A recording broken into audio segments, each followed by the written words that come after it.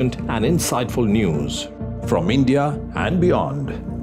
From geopolitics and diplomacy to economic shifts, migrations, tech disruptions, and the stories of our diaspora. We cover the news that shapes our global future. NDTV World, your new home for global news, is here.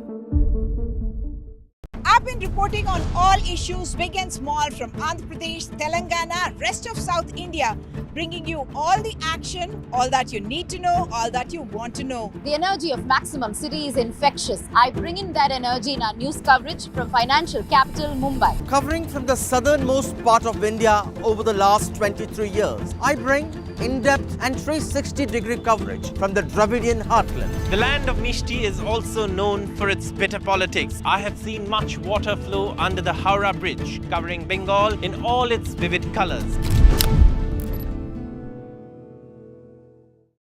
In today's interconnected world, India's voice is more crucial than ever. When India speaks, the world listens.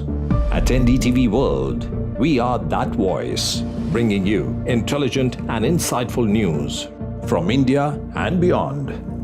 From geopolitics and diplomacy to economic shifts, migrations, tech disruptions, and the stories of our diaspora.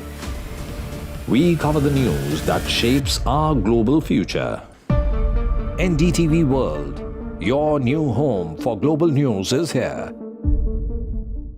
I've been reporting on all issues big and small from Andhra Pradesh, Telangana, rest of South India, bringing you all the action, all that you need to know, all that you want to know. The energy of Maximum City is infectious. I bring in that energy in our news coverage from financial capital Mumbai. Covering from the southernmost part of India over the last 23 years, I bring in-depth and 360-degree coverage from the Dravidian heartland. The land of Mishti is also known for its bitter politics. I have seen much water flow under the Howrah Bridge, covering Bengal in all its vivid colors.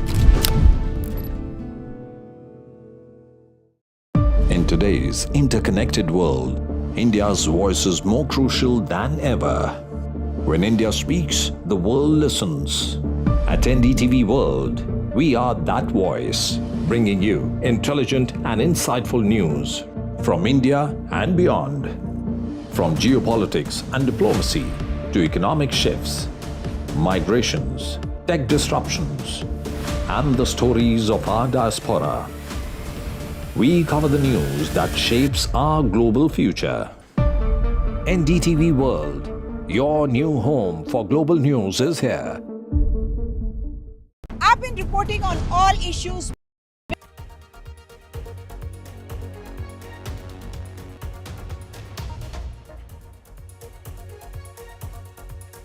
You are watching the world 24/7 on the NDTV network.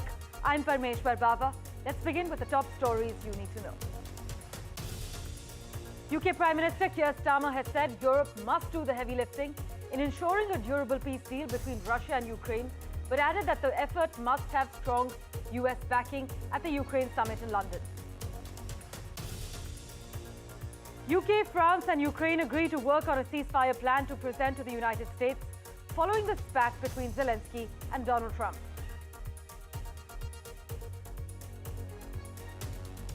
J.D. Vance faces pro-Ukraine protests during his ski holiday in Vermont after the unprecedented Oval Office clash with the Ukrainian president.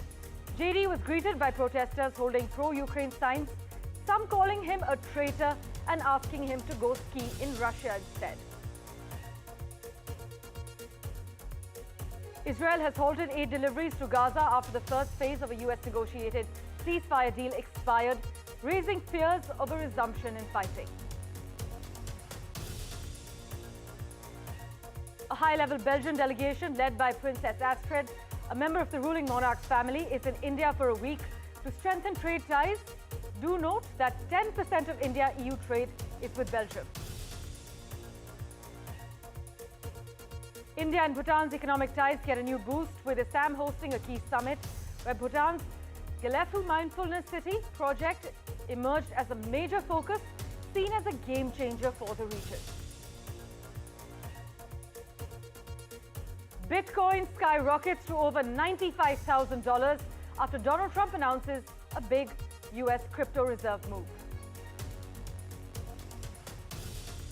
Conan O'Brien is hosting the 97th Academy Awards in Los Angeles. Conclave, Honora, and Wicked have picked up some awards so far. Good, Andrew. Looking good, buddy.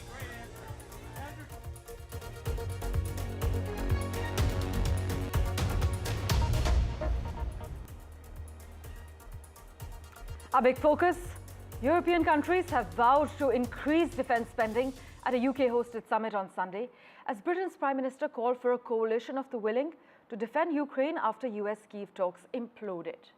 Now, following Friday's meltdown between US President Donald Trump and Ukrainian President Volodymyr Zelensky, Europe is forced to confront a worst-case scenario of facing Russia alone, as some analysts argue. Now, the continent's leaders are scrambling to craft a peace plan for Ukraine, even as they acknowledge that US involvement remains critical for any deal. But the UK, France, and Ukraine have agreed to work on a ceasefire plan to present to the United States following the spat between Zelensky and Trump. For a quick comment on the matter, we have with us Daniel Block, Senior Editor, Foreign Affairs, and a contributing editor at the Washington Daily, live from Washington, D.C. at the moment. Daniel, thanks so much for making time for us. This gathering of European powers in London, do you believe it's enough to shift the diplomatic dial, or has the United States made up its mind to go at it alone on finding a ceasefire in Ukraine? I mean, we're going to see is the short answer. The long answer is, I think what European leaders have quickly realized is that Zelensky and Trump cannot interact directly, that's not going to be an effective way for Ukraine to get continued aid and support from the United States. After the meeting happened and it blew up, there was talk that Ukraine needed to appoint an envoy or somebody who could interface directly with Trump or Washington. Right. And it seems like European leaders are trying to take on that role themselves. And we're going to find out whether that's enough.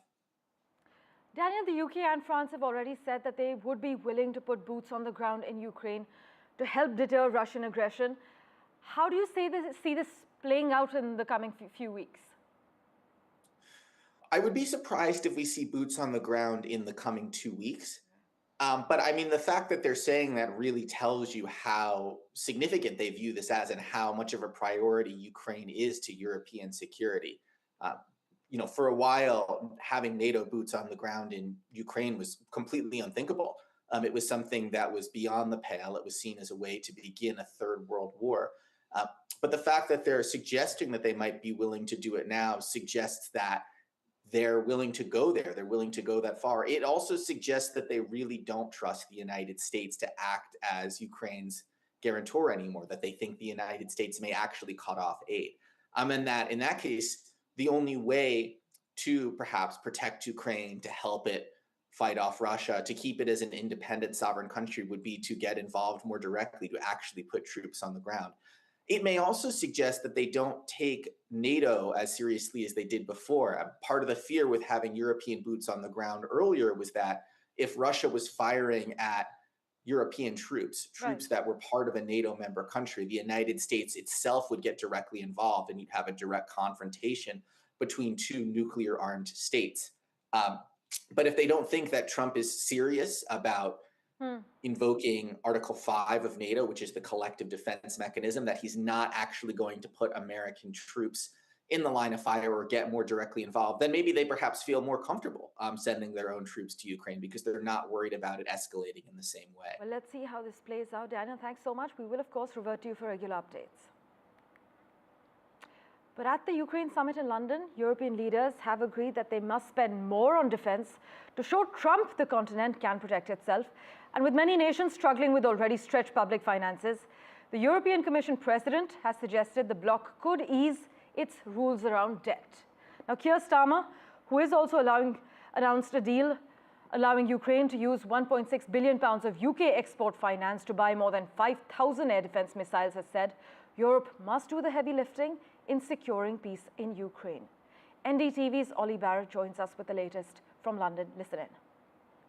Keir Starmer says that countries gathered here have agreed that they need to keep arming Ukraine while the conflict continues, keep economic pressure on Russia, but that they also need to work on their preparations for helping out in the event of a peace deal, with making sure that that peace can be sustainable. Keir Starmer reiterating that the UK will put boots on the ground, he says, and planes in the air to help police any such peace deal. And he says that other countries are now working with him to decide what they could do in the event of such a scenario as well. He insists that the countries here are unified in their views when it comes to approaching Ukraine, but also needing to up their own defence capabilities as well. And Keir Starmer, with the summit concluding at Lancaster House in London behind me, insisting that Washington remains, he says, a reliable ally. The context, of course, the backdrop for this summit has been those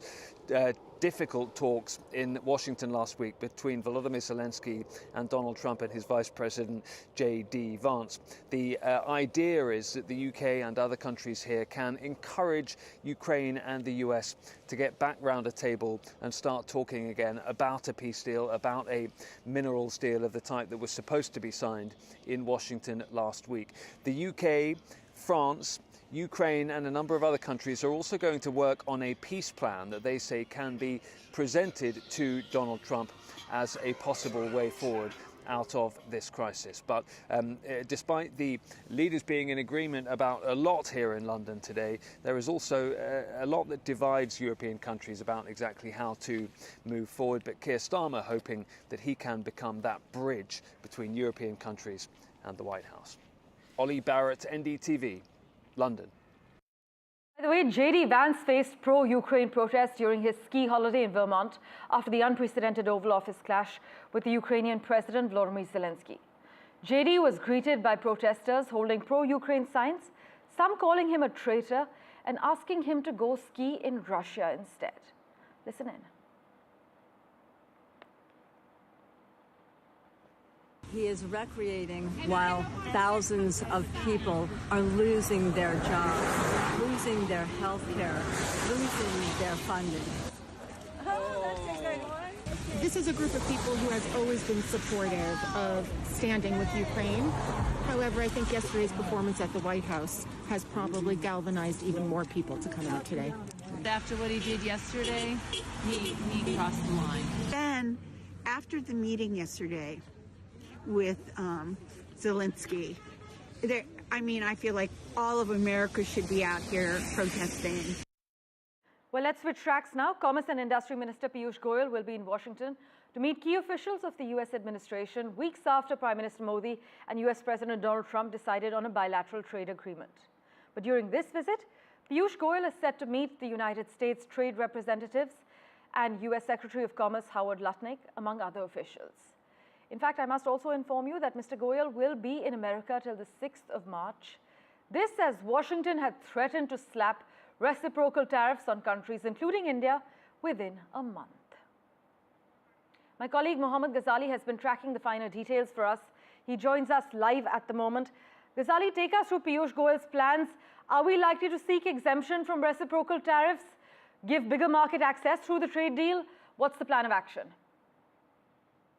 See, Parmeshwar, we just saw a meeting of Piyush Goyal with the Trade and Commerce Minister from UK just last week. And this meeting with the US Trade Minister is going to be very important, very significant due to the fact that this is going to be the first meet after Donald Trump and Prime Minister Modi met last month. And this is going to be the first interaction between the two ministers. Now, what will be announced? Will there be any major announcement or not? That is very unsure as of now. But certainly, when Prime Minister Modi and President Trump met, they had said that perhaps the first 100 days or first outline of how India and US will get into bilateral trade, the finer details have to be drafted, the finer details have to be discussed with the minister, and that is why Piyush Goyal is going to be there. And certainly the trade tariff or the reciprocal tariff threat, which Mr. Trump had been issuing or had issued with an executive order last month, will be discussed prominently in this meeting between Piyush Goyal and his counterpart in the United States. Ghazali, as always, thanks so much for joining us with the lowdown. In other news, a high-level Belgian delegation led by Princess Astrid is in India till the 8th of March to boost trade and diplomatic ties. Now, their program is set to include expansion of trade ties in domains like pharmaceuticals, logistics, defense, construction as well as clean technologies. And official meetings of the Belgian delegation are scheduled with our Prime Minister as well, and also with our Defence Minister and External Affairs Minister, Dr. S. Jaishankar. By the way, in case you didn't know, Belgium's trade with India is traditionally dominated by the diamond sector, and this delegation is accompanied by a major economic mission with 36 companies and 4 official organizations as well. Also, you must note that as far as our trade is concerned, that 10% of India-EU trade is with Belgium. The other big story we're tracking on NDTV, Israel halted aid deliveries to Gaza after the first phase of a US negotiated ceasefire deal expired, raising fears of a resumption in fighting.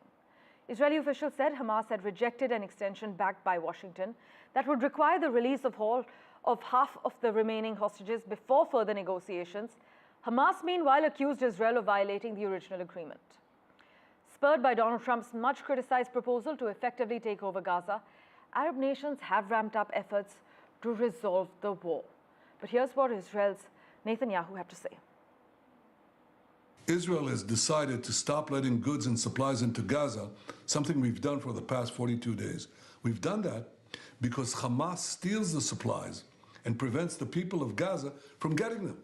It uses these supplies to finance its terror machine, which is aimed directly at Israel and our civilians, and this we cannot accept. We will take further steps if Hamas continues to hold our hostages. And throughout this, Israel knows that America and President Trump have our back. Thank you again, President Trump. Thank you for all you're doing to return our hostages, bolster our security, and provide a future of prosperity and peace for all the peoples of the Middle East. Ghazali is with us for a quick update as well. Ghazali, take us to the current state of affairs. See, the Egypt and Qatar, both the mediators, have been trying to assure Israel that perhaps the second stage of the ceasefire negotiations should continue. And why this entire crisis has developed? Because Israel wanted the first stage of ceasefire to extend.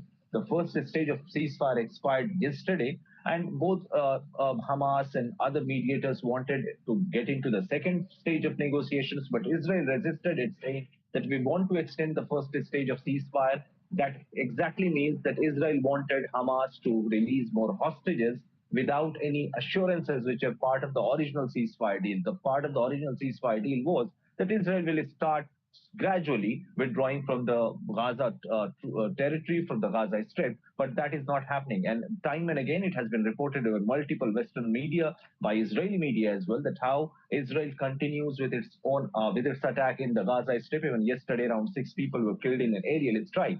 So on one side, Israel claims that Hamas is reneging on the ceasefire deal, but on the other hand, it also claims that it is getting as many arms and ammunition, which was put on hold by the previous Biden administration and now has been released by Trump. So certainly, Israel wants that Hamas should follow the new ceasefire deal or the negotiations drafted by the Trump administration, and wants all the hostages to be released at once. And that is when it will whether it will withdraw from the Gaza Strip or not has not yet been announced by Israel, but it certainly says that it has halted all the entry of relief material into Gaza Strip. Thanks so much, Ghazali, for joining us with the crucial developments. Well, in other news, the cryptocurrency market roared into March with a rally, recouping some of the losses from the asset class's worst month since 2022, after US President Donald Trump once again talked up his plan for a strategic crypto reserve. Donald Trump has revealed the names of 5 cryptocurrencies that he says he'd like to be included in a new strategic reserve to make the United States the crypto capital of the world. The market prices of the 5 coins that the US president named all swiftly jumped after the announcement, but you must note that it is unclear how the new stockpile will work. More information is expected on Friday, when Donald Trump plans to host the first crypto summit at the White House. News and updates continue in a moment, right after this very short break. Don't go anywhere.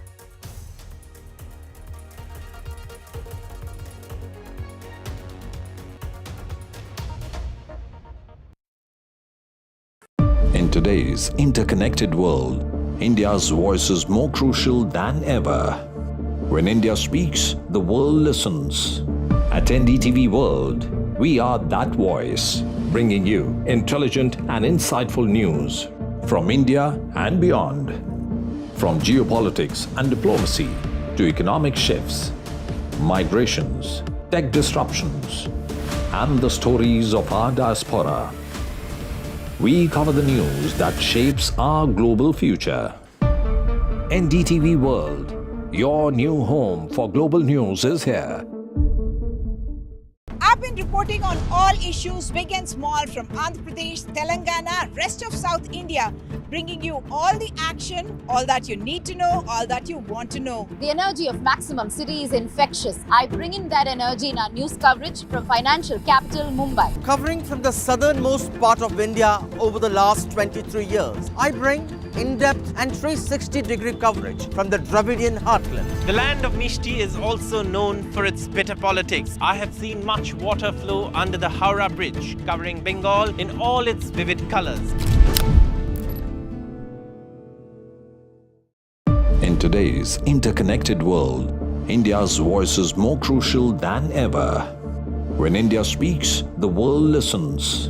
At NDTV World, we are that voice, bringing you intelligent and insightful news from India and beyond. From geopolitics and diplomacy to economic shifts, migrations, tech disruptions, and the stories of our diaspora. We cover the news that shapes our global future. NDTV World, your new home for global news, is here.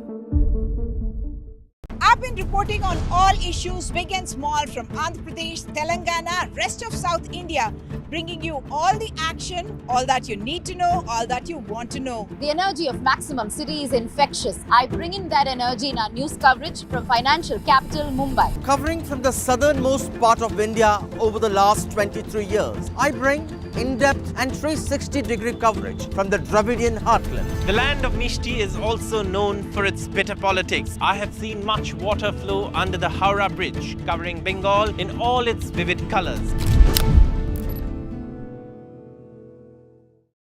In today's interconnected world, India's voice is more crucial than ever. When India speaks, the world listens. At NDTV World, we are that voice, bringing you intelligent and insightful news from India and beyond. From geopolitics and diplomacy to economic shifts, migrations, tech disruptions, and the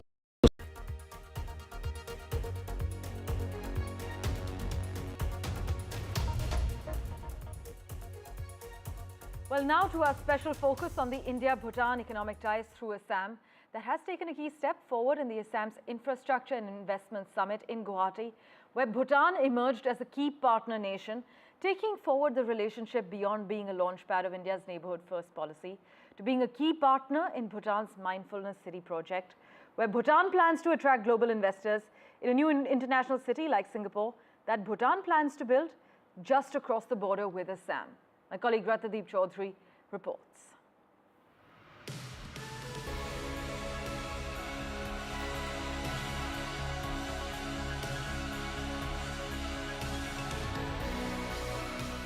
This key session on India-Bhutan economic cooperation earlier this week at the Advantage Assam, Assam's Infrastructure and Investment Summit in Guwahati, has set the tone for taking India's Neighbourhood First policy many steps forward. Bhutan has already pitched the Gelefu Mindfulness City, the 2,500 square kilometer zero carbon city being built, which is touted to be the new Singapore of Southeast Asia. Is just 65 kilometers away from Assam's Kokrajhar. India is laying a new rail link between Guwahati and Gelefu. For Bhutan and India, this is a time-tested, exemplary relationship that we have been sharing over the years, and that is largely due to the leadership of our enlightened monarchs. So yeah. So therefore, I think at the Gelefu Mindfulness City, that's a transformative journey again envisioned by our monarch. So which is envisioned to benefit both the Bhutan and the people in Assam and largely the region. The inland waterways terminal at Assam Jogighopa will be complementing Gelefu Mindfulness City's broader vision. Assam will also prioritize the development of a special economic zone or SEZ synchronized with the Gelefu Mindfulness City project. We will bring power from Bhutan because they have a common boundary with Bhutan, and they have a need of power and they have a need of clean power. And so I think this will really be a game changer in terms of how power can be produced in Bhutan. The new possibilities of India-Bhutan economic ties and its mirroring in Assam is also being keenly watched by the Western world, including the European Union. EU Commission, their representative is very much interested to know the Gelefu and what mirror image we want to do in Assam. So that is one of their deliberation point. That suppose at what level Gelefu will be developed. Suppose Gelefu will be developed to the level of Singapore. India and Bhutan has a deep-rooted shared partnership. The first bilateral trade agreement was signed in 1972 between the two countries and revised in 2016. Bilateral trade has only tripled, and now India accounts for over 73% of Bhutan's total trade. And with the buzz around Bhutan's mindfulness city, there is a fresh focus on the India-Bhutan economic relations through Assam. In Guwahati, Ratndeep Chaudhary for NDTV. Well, switching tracks, Syria's new leaders announced a committee to draft a transitional constitution as the country rebuilds following the overthrow of the Assad regime. Interim President Ahmad al-Shara's past instinct to eliminate his rivals will be tested given the diverse and divided country he now governs. And finally, American space startup Firefly has become the second ever private firm to soft land on the moon. The NASA-funded Blue Ghost holds 10 experiments. The space agency hopes Blue Ghost and other commercial probes, including another lander arriving this week, will help it answer questions about the lunar environment in preparation for its planned astronaut missions later this decade. But the back-to-back landings are part of a surge in private space exploration that analysts have said represents the foundations of a lunar economy. We leave you with Pallav Bagla's report. History has been created in lunar landings. The first commercial company to successfully land on the moon happened with a mission called Blue Ghost. It has been launched by Firefly Aerospace, a company in America. Till now, all the missions that have successfully landed on the moon have been government missions.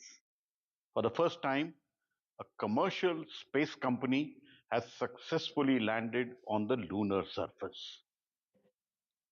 Blue Ghost circled the moon for a long time and then successfully landed today. It is carrying 10 instruments which will do various scientific work on the moon. And like India's Chandrayaan-3's Vikram lander, it will also work for 14 Earth days on the moon, which is one lunar day.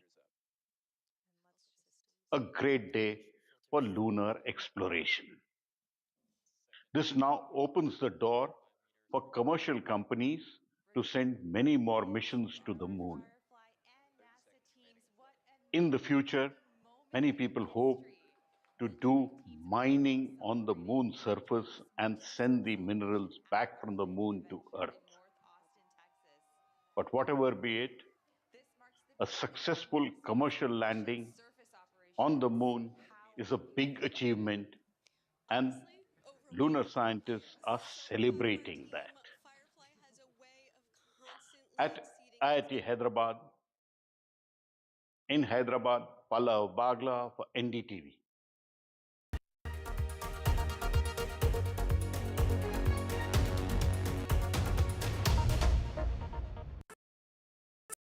I've been reporting on all issues big and small from Andhra Pradesh, Telangana, rest of South India, bringing you all the action, all that you need to know, all that you want to know. The energy of Maximum City is infectious. I bring in that energy in our news coverage from financial capital Mumbai. Covering from the southernmost part of India over the last 23 years, I bring in-depth and 360-degree coverage from the Dravidian heartland. The land of Mishti is also known for its bitter politics. I have seen much water flow under the Howrah Bridge, covering Bengal in all its vivid colors.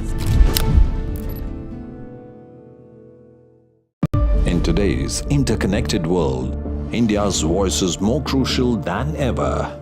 When India speaks, the world listens.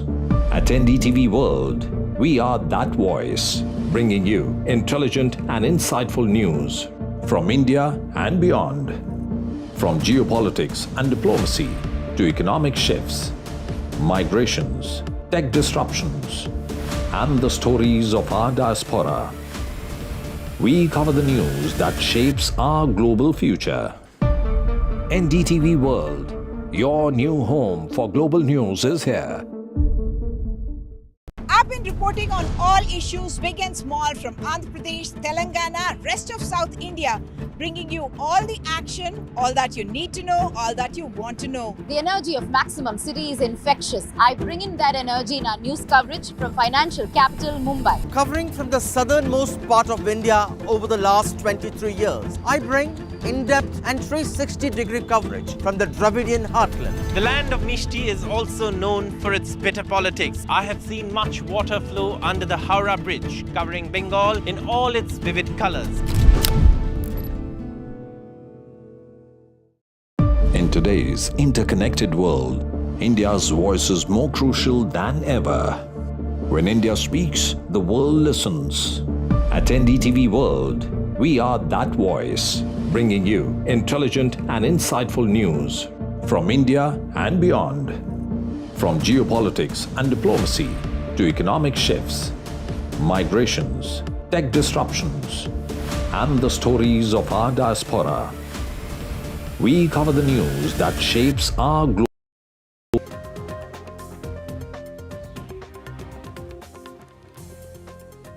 Hello and good morning. Welcome to Breakfast Show. I'm Radhika Ramaswamy joining you from Mumbai. We get you all the big wins and highlights from Oscars 2025.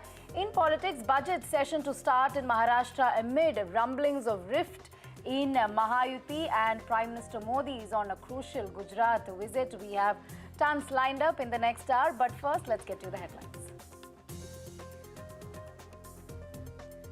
97th Academy Awards begin. Oscars 2025. This is Hollywood's biggest night. Kieran Culkin wins first Oscar for A Real Pain. Zoe Saldana wins first trophy for Best Supporting Actress. Prime Minister Modi begins 12 Jyotirlinga Darshan from Somnath Temple, writes in a blog after the Mahakumbh that he will seek blessings for all Indians. Home Minister Amit Shah also attends Pran Pratishtha of Govardhan Temple.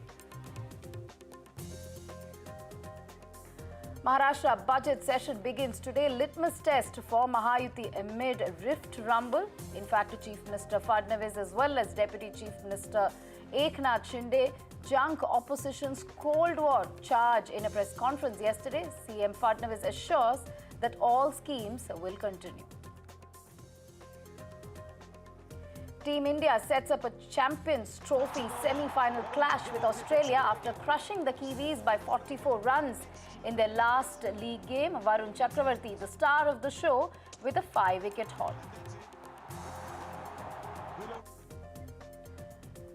Zelensky meets UK Prime Minister Starmer. UK and France jointly push for peace in Ukraine. Starmer says we'll discuss with USA on the developments later.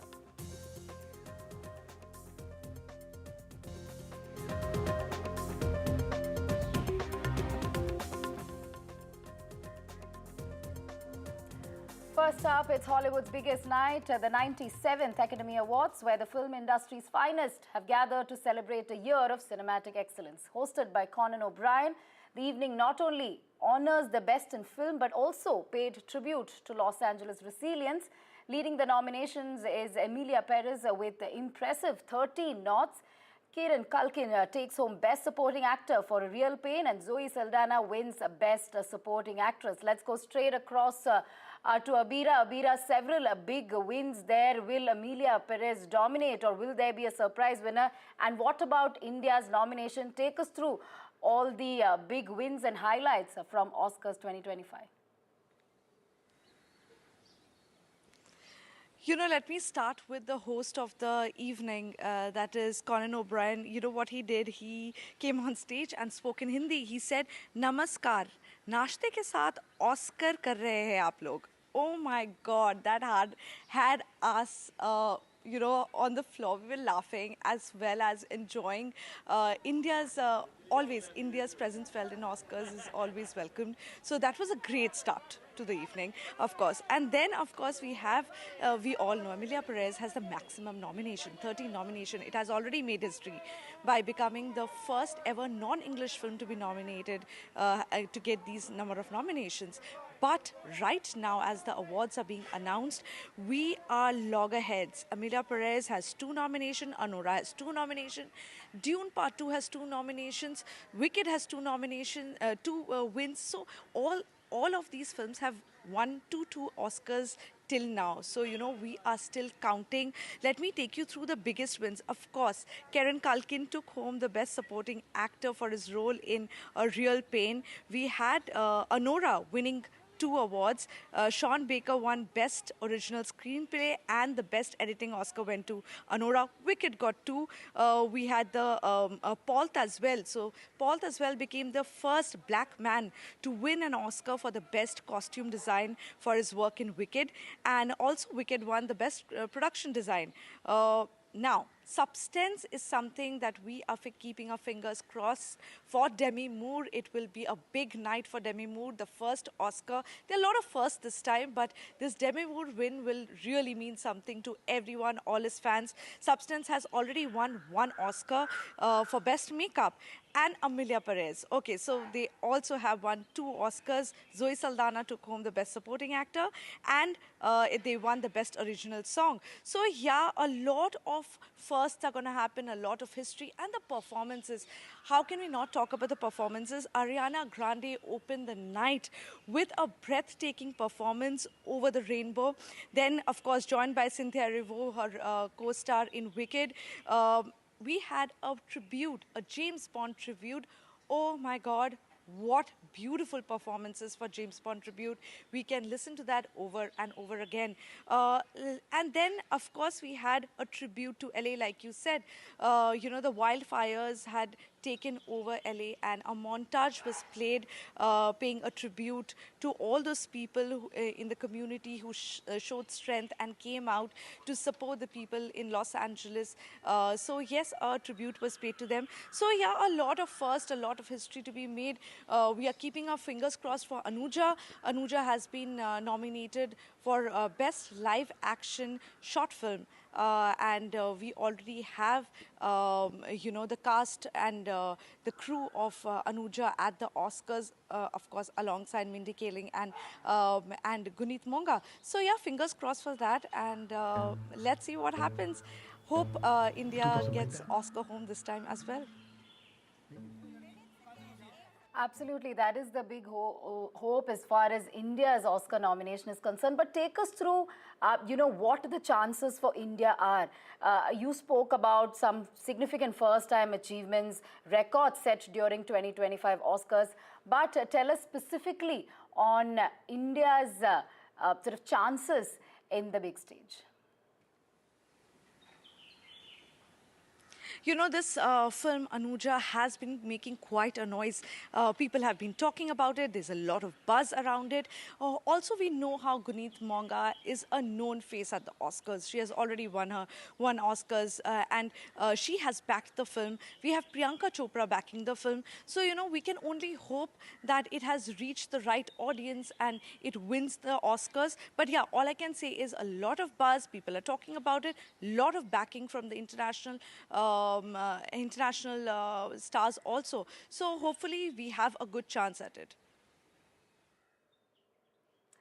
Great. Thank you, Abira, for getting us all those details. Of course, we'll keep coming back to you as the awards are still underway. Thank you for getting us all the latest on it. Let's move on now. Prime Minister Narendra Modi is in his home state, Gujarat, for a 3-day visit. Prime Minister offered prayers at Somnath Temple in Gir Somnath district a few days ago. Prime Minister had written in his blog that after the Mahakumbh at Prayagraj, he will go to Somnath, the first among the 12 Jyotirlingas, and seek blessings for the well-being of every Indian. He offered prayers at Somnath Mandir. Keeping his promise, earlier Home Minister Amit Shah also attended Govardhan Temple Pran Pratishtha in the Govardhanath Temple, also in Gujarat.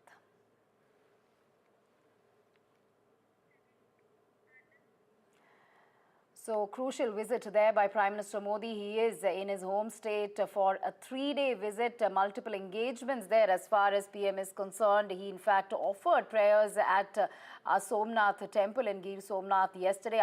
He had written a blog after Mahakumbh that he will go to Somnath. So that promise is something that is fulfilled. He's also said he will pray for all Indians. Amit Shah also in Gujarat at this point. Of course, multiple engagement as far as Prime Minister Modi is concerned. He had arrived in Jamnagar on Saturday to take part in several events.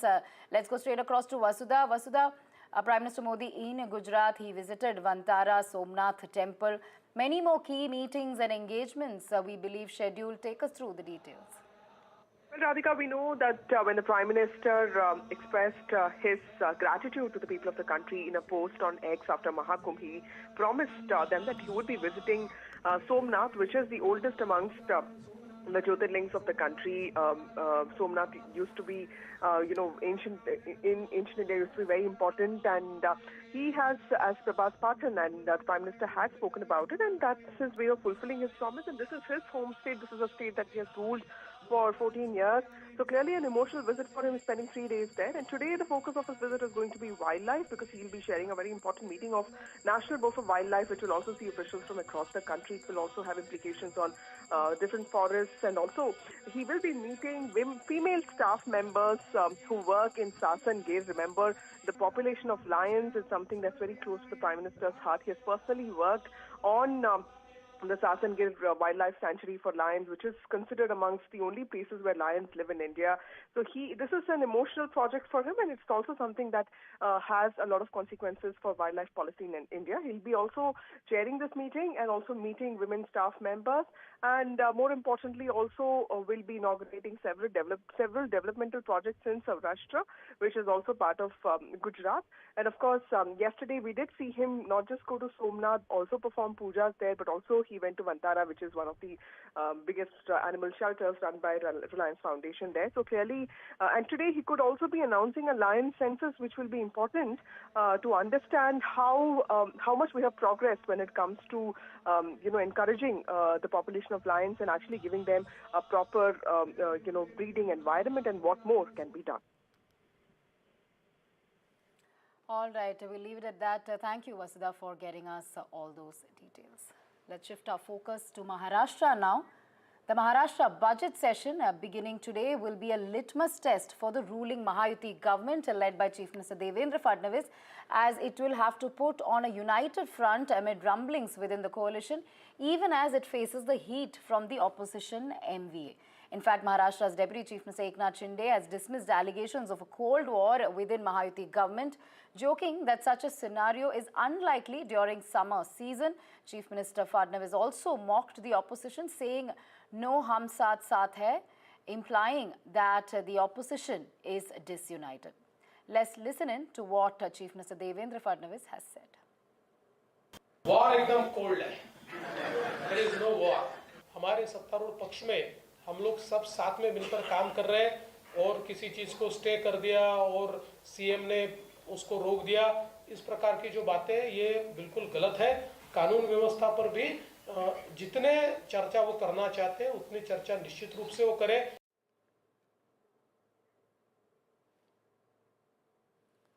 Let's go straight across to Anuj. Anuj, budget session to start today, first one after the new government formation. What's on agenda? Looks like the opposition may corner government over many issues. And ahead of the session, we saw all the drama. Mahayuti responded to MVA in a press conference in the evening, saying that there is no rift within Mahayuti, and if anyone is not standing united, it is the MVA. So take us through what happened yesterday and what's expected. You know, when Mahayuti coalition came to power with a thumping majority of as many as 237 MLAs, it